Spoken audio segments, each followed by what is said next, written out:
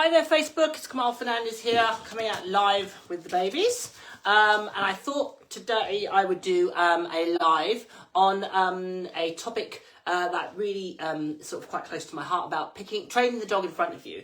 So this is Crufts Week, super exciting. The countdown is now on for Crufts, which starts on Thursday. And I'm super proud of so many of my Obedience Fanatics members, which is my online training group, who have qualified and will be competing on every single day of Crufts. So that's really, really, really super exciting.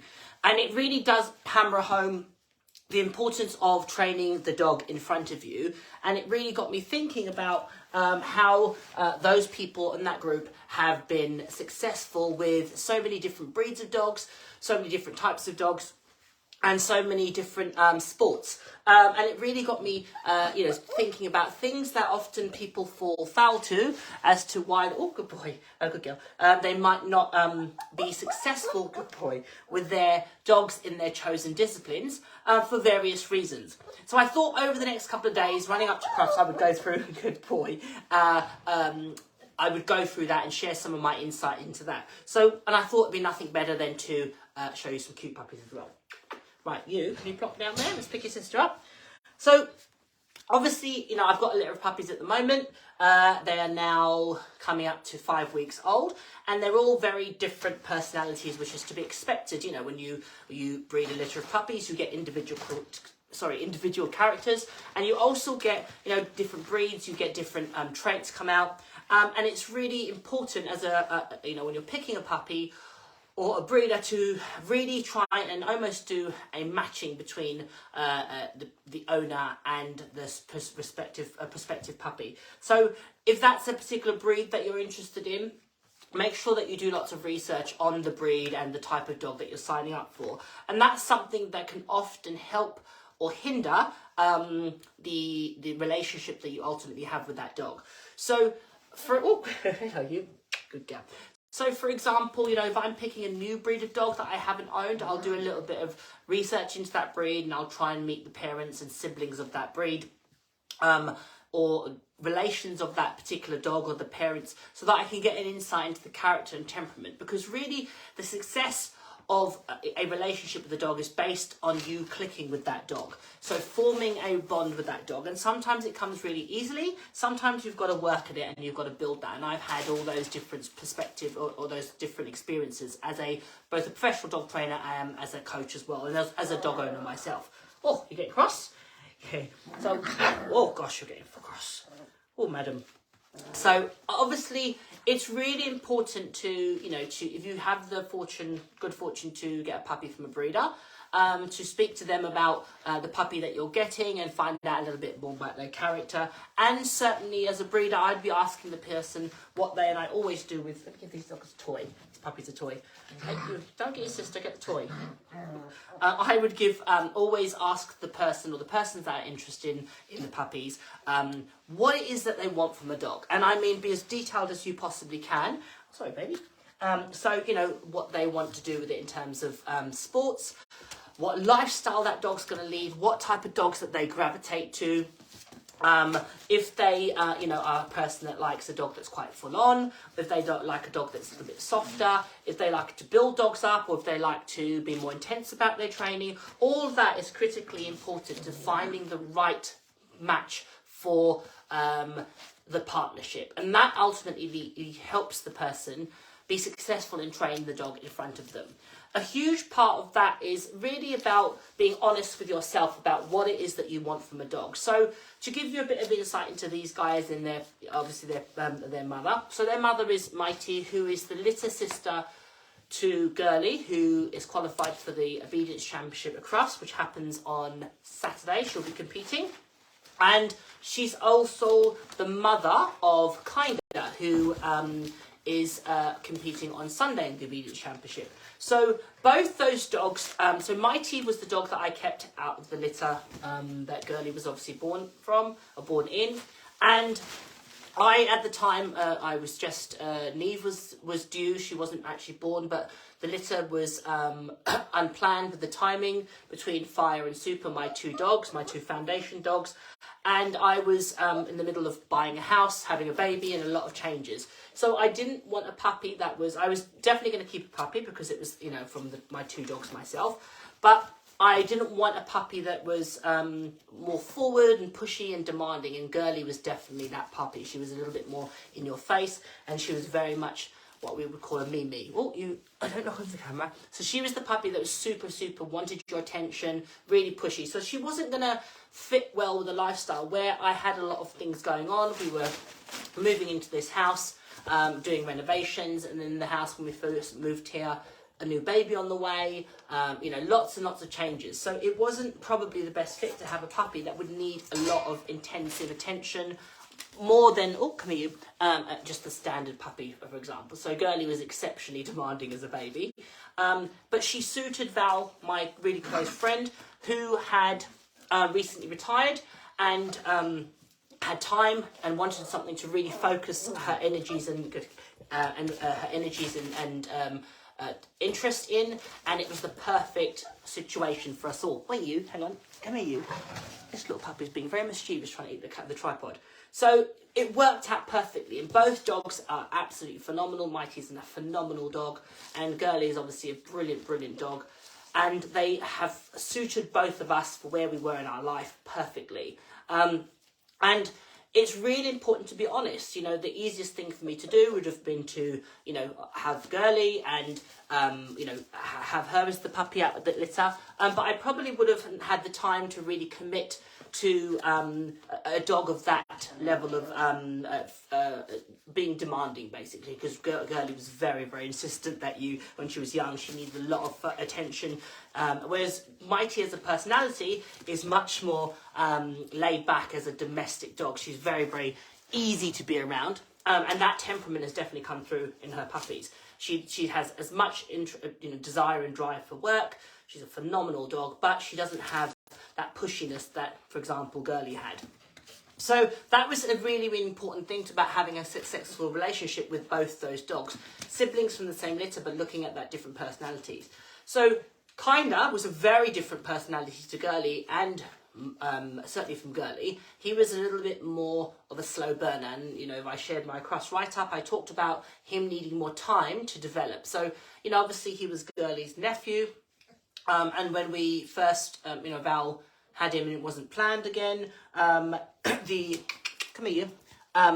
the intention wasn't necessarily for her to have a puppy, but, you know, her heart, as always is the best decisions, the heart rolled her head, and she had Kinda. But he was a big, big dog. He's a really tall collie, and he needed time to develop. So often we would go to train him, or I would go to train him, or Val would go to train him, and he just wouldn't be able to. He would just be growing. His body wouldn't, you know, want to do what his brain wanted to do.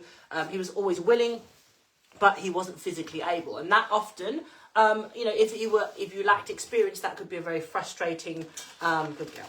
That could be very frustrating on your part if you wanted to do loads and loads and loads of repetitions of something, and the puppy just physically didn't have the ability to do so. Good girlie. So that was another consideration. Whoops. I mean, they're all determined to knock this tripod over. That's another consideration. You've got to move at the rate of the puppy. You know, I've had a lot of different breeds of dogs, and those breeds of dogs don't all develop at the same rate. You know, like my boxer, he was a very, very slow maturing dog, and he took a lot of time to develop both physically and mentally. So allowing him the time to develop was really, really important. He was a dog that had a lot of injuries, so he had lots and lots of periods of time and training off because of... Can you stop bragging your sister? Let's pick you up. Because of his physicality and because of his health. But nonetheless, as a dog, he was very, very slow to mature. So it's really important that when you get your dog or your puppy, you're realistic about the dog's development and also where you are in terms of your personality, where you are in your life. That's really, really important. I think often people don't consider that. They tend to get the dog, and then, you know, you've got things like, you know, you're moving house, you're having a new baby, you know, as it was the case with us. Those things are going to take precedence, and, you know, sleep-wise, you're going to be, you know, tired, you know, you've got a lot of things going on, lots of moving parts. All that's going to affect your ability to intently train that puppy or to put as much time in. So having a dog or a breed of dog that fits better into your lifestyle is going to really help you gain the best out of them. So training the dog in front of you is really, really important when you consider your own personal position in life or where you are. Additionally to that, another thing that I also think when you're is to be truthful about yourself as a trainer. Do you have, I've got really into my giant schnauzer Swipe is very, very, very full on and very intense, and he absolutely suits my personality and where I am now in terms of my time in my life. He's a dog that I love to train and is more my type of dog that I would gravitate to because he's really, really full on. So he's a dog that you could train relentlessly, you could train do lots of repetitions, you could do multiple sports with easily. He's that type of dog. He has so much intensity and drive. But he wouldn't suit somebody that wanted something that was a bit more laid back and was more of a dog that you could, hang out in a coffee shop with or, cuddle on the sofa. That's just not his personality. He's much more full on. He can be taught to, obviously he's learning to hang out and chill out. Sugar, stop. Do you want to come in and see the babies? 1 second. Auntie Sugar has to see the babies. 1 second. 1 second. Shoo, come on in. There we go. Here's the real star, Shoo. So she loves the babies. She loves to babysit. So he's a type of dog that's having to learn to settle in places and learn to chill out, and that is in itself. Takes time and takes patience. So, those things at the moment are much more of a priority to me than his sports training because of looking at the life I want to lead with my dogs. It's really important that they are dogs that I can take out and about, and I can take, say, if I want to ever pick up, if I want to take them to pick up needs from school, or if I want to around, family members, I want them to be social, I want them to be sound, I want them to be safe. So I put as much into my training of them and rearing of them as much as I do sports training. That being said, at this moment, that's more of a priority for a dog like Swipe than it is his sports training. So again, altering my training and training the dog in front of me, I know that the easiest thing for a dog like that would be to relentlessly train and do lots of, fast and furious, activities with him, but all I would do is get a very, very over-aroused dog, and one that didn't have the ability to have that great off switch, which I want all my dogs to have. So again, looking at training the dog in front of you and looking at what you want to achieve from the dog, not only in terms of your sports, but also the life that you want to have with the dog. For me, it's really important that I have both. I have dogs that are great sports dogs that are focused, can compete in sports, whatever sport I intend to do with them, or I train them for, but also they have the ability to be great family pets. For me, that's really, really, really important. So thinking of all those factors when you pick the dog and you are nurturing them and you are raising them is really, really critical to having a successful outcome between you and that dog. And being aware of the development stages that they go through. Those, like, for example, Swipe is in the midst of adolescence, so he's being really, really challenging in his arousal levels. For example, I took him to a show at the weekend just to socialise. I was competing with the other dogs, and he was so aroused by the environment. All we did was walk around and hang out, and we didn't do any training at the environment because I didn't want to further enhance that, but just teaching him to just hang out and just to be a normal dog and not to be always on edge, which for me is really, really important. So training the dog in front of you is very much about being present for where they are at that period of time in their development and their journey. Looking at the bigger picture. Who is the dog that you want to own? What type of dog do you want to live with? What type of dog do you want to train? And what type of dog do you want to own? And thinking about where you are in terms of your own personal, mental health, life, well-being, and picking a dog and that is appropriate for where you are in that process or in that part of your own personal journey. So all those things are really important to achieve the best from them. So, the people on my Obedience Fanatics group, which is my online coaching entity, have come from different backgrounds. Some of them have started with me further into their journeys with their dogs. Some of them started from puppies, some of them I see regularly, some of them are abroad, and they've all had an incredible amount of success because of the looking at them as individuals. So my role as a coach is to look at the person as an individual and to get the best out of them and the partnership, and to realise their aspirations for their dogs rather than what I want of them. So and that's the key to me about getting the best out of not only the dog but the team, and certainly as a coach that's always my agenda. So just some musings there about training the dog in front of you. I'm going to do a couple more of these. If you have any questions, just post them on this thread. If you're interested in signing up for Obedience Fanatic, it's going to be open all this week and next week, so that's Obedience Fanatics, that's my heel work course, and also in addition to that, because people have been asking about the relabelling reactivity course, that's open as well. So all my online courses are open for sign-ups this week and next week. So if you're interested in any of those, just contact me or go to my website, kamalfernandez.co.uk, and sign up for any of those courses. And for this week and next, all those courses will be open for you guys to become part of. I know that there's been a lot of interest on Obedience Fanatics because obviously the group has been phenomenally successful, not only in this country but abroad, and all the sports that you could possibly think of. I know a lot of people have reached out to me privately to find out when sign-ups are. So as in celebration of Crufts and the upcoming week and how amazing my students have been, I'm really excited to share that with you. So wish my students well. As I said, I'm really, really, really proud of them. Every single day at Crufts, we've got a member of Obedience Fanatics competing, which is phenomenal. In the majority of the competitions, certainly Rallye-O, there's Rallye-O, the Obedience Championships, the Inter-Regionals, the Pre-Beginner Stakes. It's incredible, hugely successful, so incredibly proud of them. So wish them the best of luck on Facebook, and if you're interested in signing up, check it out. I think I have a question. What is the best sign up for my 11-year-old starting her obedience journey? So, Sophie, do you mean your 11-year-old child or your 11-year-old dog? Sorry, I apologise for being a bit ignorant. But if you just clarify, because I have a little nugget, depending on which it is.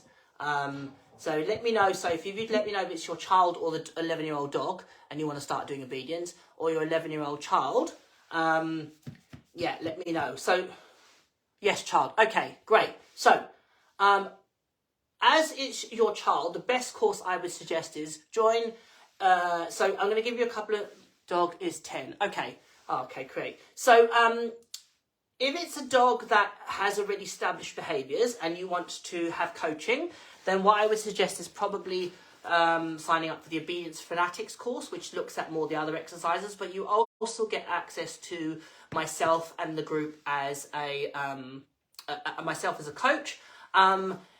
Alternatively, if you wanted to learn how to specifically go through my heel work training, then obviously sign up to the heel work course as a VIP, and you'll get access to the Obedience Fanatics group as well. So the VIP level on both courses gives you access, good girl, to the VIP group, where you get myself as a coach, which means that you can post unlimited videos for feedback. You also are privy to lives that I do about different topics, so mental prep. For example, last year I did my preparation run up to Crufts. We're done on puppy training, shaping. There's a load of additional content on that group, so it's really, really, really, really great. I love that group so much. They're a brilliant bunch of people, really, really super supportive. And as I said, I have people from all across the globe who are able to use that group to achieve amazing things.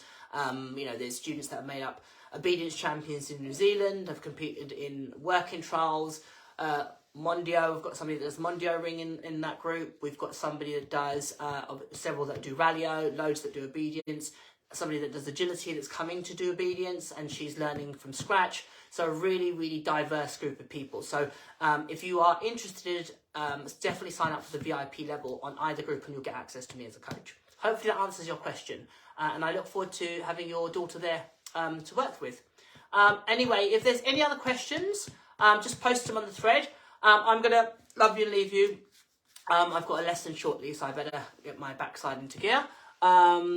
And yeah, wish all my guys best of luck at Crufts, and I look forward to you. If you're at Crufts, come and say hello. We'll be at the Obedience Benches. I'm running order 15 both days. I think I'm going to be earlier on the dog day because I think a couple of the competitors prior to me aren't competing. They've had to pull out for various reasons. So I will be 15 on the Saturday, and I'm not entirely sure yet. I think I might be running order 12 or 13 on the Sunday. But yeah, check it out. It'll be on YouTube. I'll share the link on YouTube to watch it live. So yeah, looking forward to it. And as I said, I'll be doing more lives this week and next week on Train the Dog in Front of You. So see you later all. Bye.